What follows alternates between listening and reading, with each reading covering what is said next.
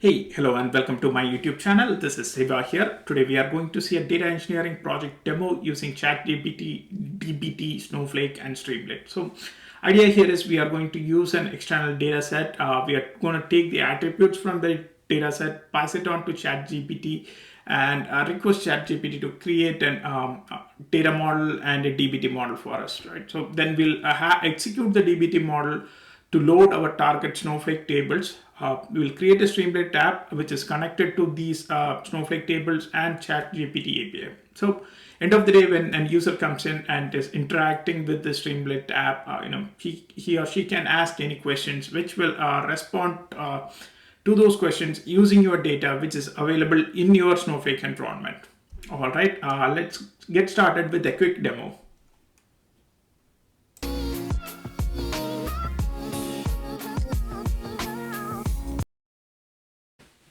So here is a quick demo of the app itself, right? So it's called SnowChat. So it's currently performing some operation against Snowflake. So let's give it a second for it to come back. All right, so here it is, right? So what it's doing is, it went ahead and queried all the tables which is available in our schemas. It's kind of listing out what the table is, what attributes does each of these table has, and it's also giving a suggestion on the prompts on what you can ask, right? So let's see what are the top 10 trips with the highest fare amount, right? So that's something which we can ask. Cool. So it understood that question. It also understood on which table it should go ahead and query. It created the query and gave us that results, right? So if you see here, it kind of did a select star on that fact trips table to give this information. But the key component is, we did not write or create any of these queries. We did not tell what attributes to look for, right? So all we said was an statement which said, give me the top 10 trips, right? So it did give that information. Again, it's ordered by fare amount as well, right? So this is super cool. This is what we'll be building over this demo. All right. Before we get started, here are some prerequisites if you are planning to do this exercise by yourself, right? So you would need an Vision with Docker installed. You need a Snowflake account. You also need an OpenAI account, right? So once you have the account, here are a few things which we'll be doing, right? So we'll be creating an API key for OpenAI, which Streamlit will be using to interact with OpenAI to make those API calls. Then we'll also create an Snowflake user, which will be used both by DBT and also by Streamlit to perform these loads and queries, right? So I'll quickly show how to create them.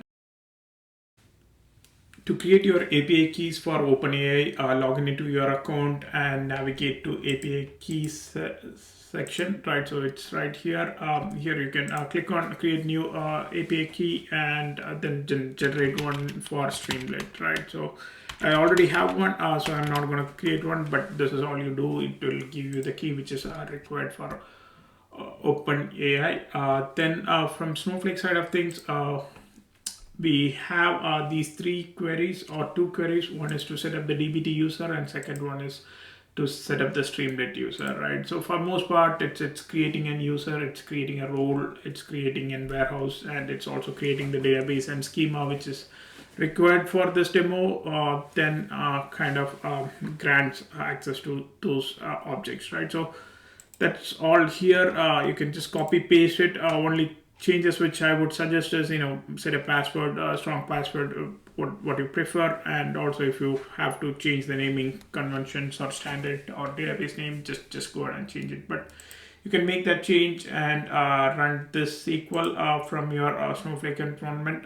Probably, you would need at least sysadmin role to get through this, right? So it uses both sysadmin and security admin to create these users. So once these two steps are done, probably you have all the access which is required to move on to the implementation part of it.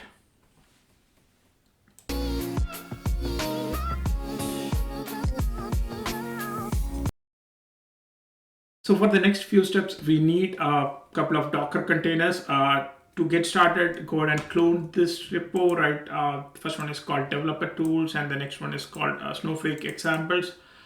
Within developer tools, we have dbt pre-installed, and within Snowflake examples, we have this no chat directory, which contains the dbt modules and the Streamlit code, app code, which we'll be using for this demo. So I have them already cloned in my machine, right? So on a typical day, I'll just do a Docker compose up to bring up that container. One little thing which you have to do before bringing up the container is create a copy of this .env template as .env. You don't have to change any values for this demo, right? Just it requires that .env file before you start the Docker container. Just do that step alone. Once you are in the container, what we will be doing is SSHing into that Docker container, right? So this is how you will SSH if you are using Visual Studio Code. If you are not using Visual Studio Code, just do a command line to SSH into that Docker container. Once you are in the Docker container, you can do an dbt -- version to check the version and make sure it's all looking good, right? So I just ran that dbt version command, and it all looked good. And second thing which we'll have to do is to do a dbt debug.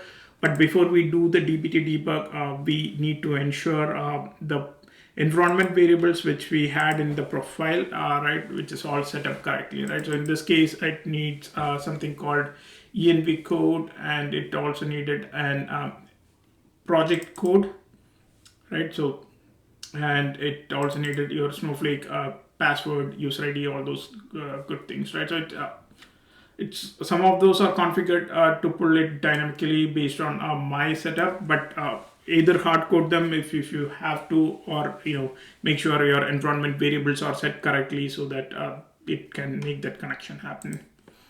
So we'll do a dbt debug. If you have set up your environment variables correctly or the profiles file correctly, it should come back with something like this, right? So it said it connected to my Snowflake instance and everything is looking good. So this is all from development environment setup part. Now we will come back.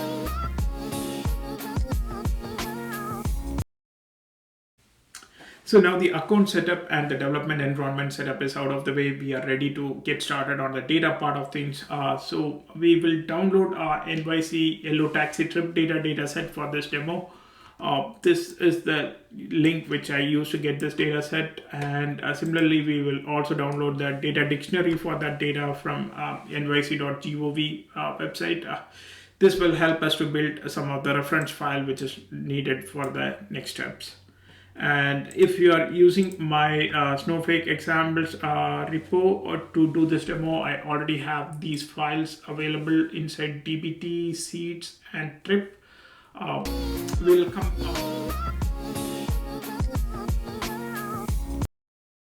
data set, and we are ready to start the data modeling exercise. To do that, we'll copy the attribute name from this data set. We'll go to this prompt and give those attribute names. So this is the prompt which we'll be feeding into ChatGPT to help us create that dimensions and fact tables. So the rules are, we are asking ChatGPT to ensure the final column names in the created model is a lower snow case, and it should have an underscore ID column for the surrogate key and underscore code column for the natural key. And we are also stating, some rules on how the date dimension should look like. So we'll copy this, we'll go to a ChatGPT chat session and try to feed this information. So it gave the required tables, right? So we have the required model now. So looking at this model, we can also create the ingredients which is required for the dimension table. So what we will do is go to the data dictionary which we had, right? So we'll copy this information and create a couple of seed files. These are reference file which will be used to load the dimensions. So I have this payment type, rate, and vendor, which again, I got this information from the data dictionary file which we have. And we are ready to load this seed information. So to load the seed within the dbt project, we will configure this, right? So it says there are two directories within this seed directory, which is reference and trip. and anything which is in the reference directory will get loaded into the seed schema, and anything which is in the trip directory will get loaded into the yellow taxi schema. To do the load of the seed file, we'll do a dbt seed command, and it successfully loads that data into the rod layer. So one thing to note is this is a data set with about 100,000 records. Probably if you don't want to waste your resources in loading this data again and again, try to reduce the file size, because our use case would work with even with few thousands of record. So once that part is done, we have loaded our data. Now we are ready to load the DW layer, right? So to do that, we need the DBT model, which is required to load that final DW layer.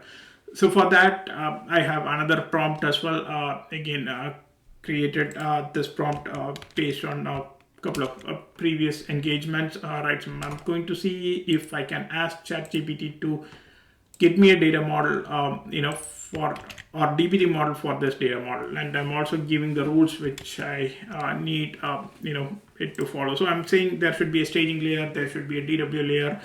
Staging layer file name should have this stg__ prefix. Date dimension should have some logic to load dates from 1900 to 2100. Staging layer should be a view. I also give a couple of example configuration on how it should look like.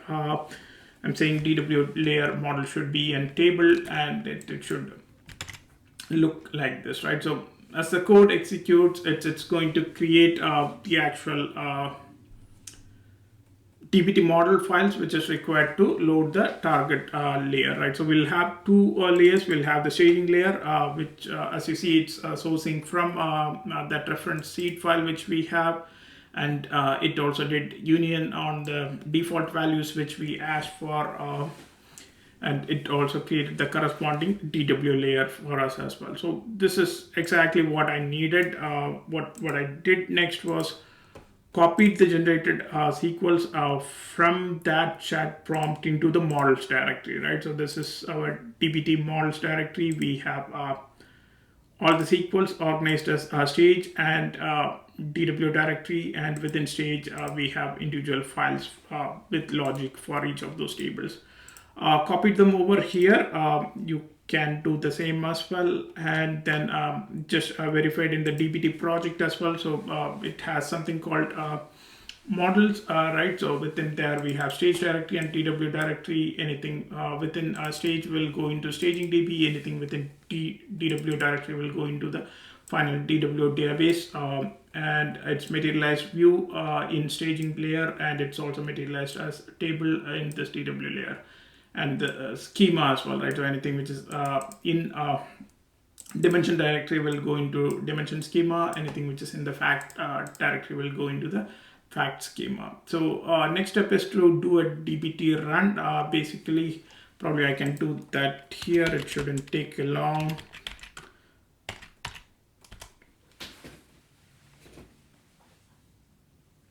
So this is going to load the target Snowflake table, which we will be using in our Streamlit app, right? So again, as you see, I did not hand code any of those things, right? So just had a template, gave that template, and asked ChatGPT to help me with the code, copied over that code, and executing the models here.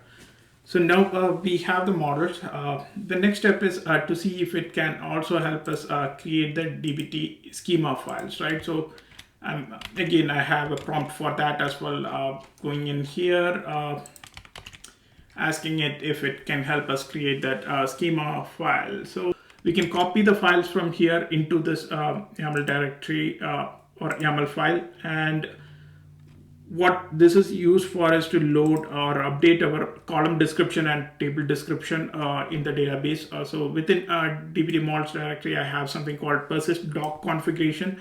So when a dbt run is happening, it's going to update the metadata in this Snowflake table with the description which we have in the YAML file, right? So again, this will be useful when we build that Streamlit app, so that it can infer that data when talking to Open AI API. So this is all good stuff, and I think this is all from our data load side of things. Now we have the dimension and fact tables loaded and is ready to be connected from Streamlit. So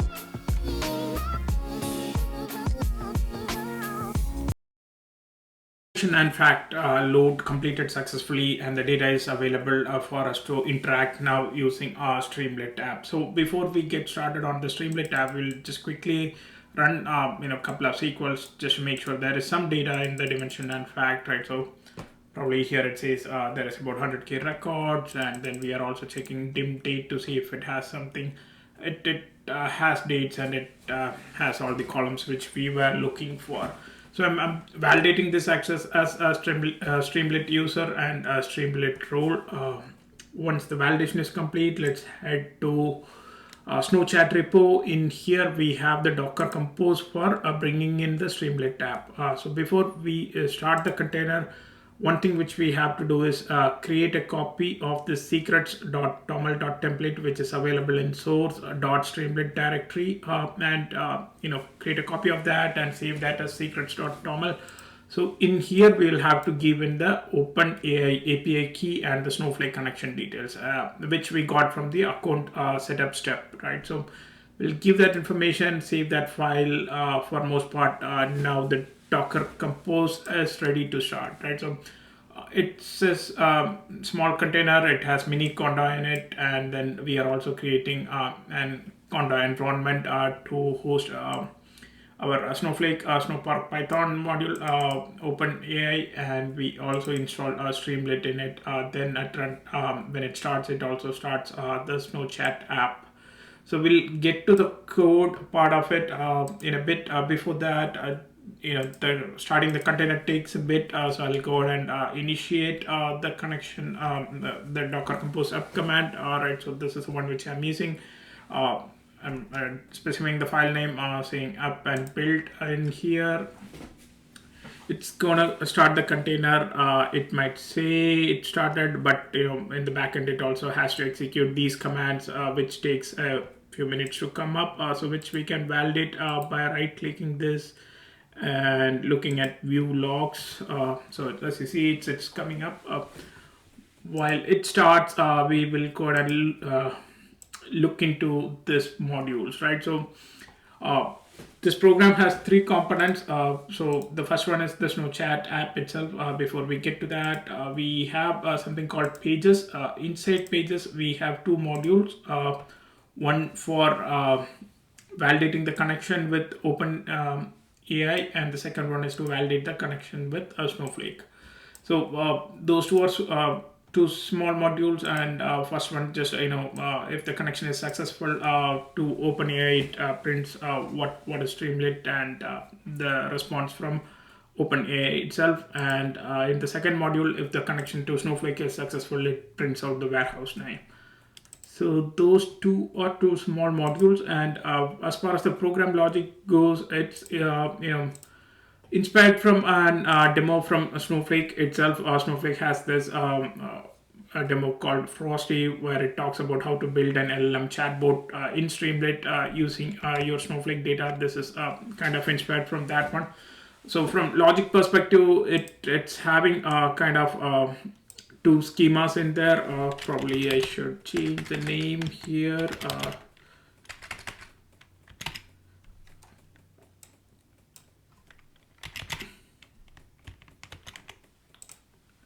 I will save this. I will kind of hopefully it did not get to that step where it's ready to start the it's still installing it, so probably did not get to that part, and they are mounted as volume, so it will reflect my change which I just made, right? So I'm mounting them here inside the Docker container. So I have been playing with multiple databases, right? So the test one is the one which is the one which we are using, right? So it's taking two schemas as input, right? So it takes that schema as input, and then it initializes the connection for both OpenAI and Snowflake. Then based on those two schema names, it goes and built this table context part. So it's going to get some data from the information schema that's about the column names and the column description, right? So similarly, it's also going to get the table name and table description. Yeah, comment that's the one for table description, right? So it's going to get that from the information schema as well. So it builds this table context. This is the part, where it gets what do you say, the column names, the column description, then builds a token out of that, passes that to OpenAI to infer the meaning of each of those columns when we ask some questions to it, right? So then we also have something called get system prompt, right? So this is where we have the rules for that chatbot, right? So how it should be interacting with an user, right? So here it's saying it's just saying it will be acting as an AI Snowflake SQL expert, and it will be called SnowChat, right? So what the rule should be, and let's say how it should format the SQL, how it should join a few tables, right? So and what data types it should use. All this information are given here.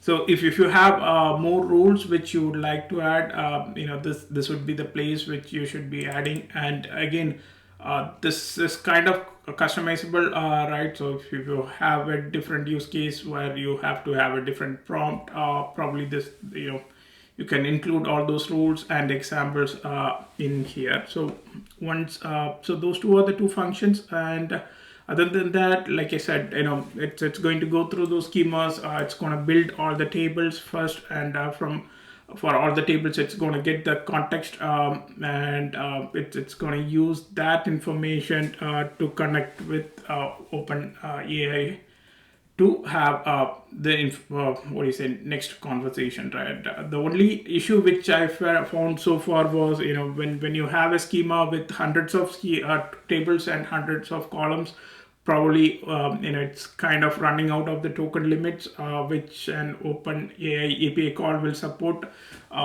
There are ways to get around that one. If you hit that issue, probably the place where you have to be changing is this one, right? So in current mode, it uses GPT 3.5 Turbo. I believe there is a 3.5 Turbo 16K as well, which this one supports about 4,000 tokens or something. So the other one supports around 16K tokens, and probably there are more models as well which you can explore.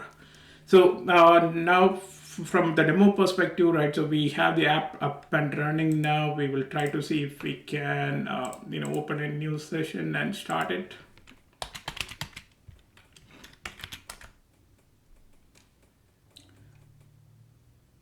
So this is the one, right? So probably it's always good to validate the connection to OpenAI first. That went fine.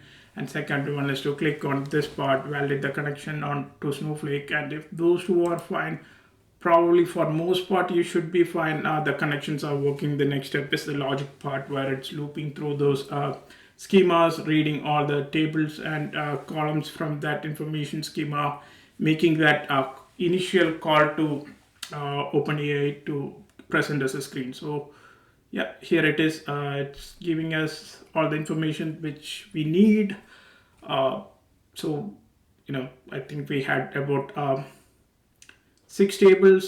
This one also has that 6 tables, which is kind of cool, right? So and now you can start asking any questions, right? So I'm gonna ask, can you give me total tip amount group by payment? Or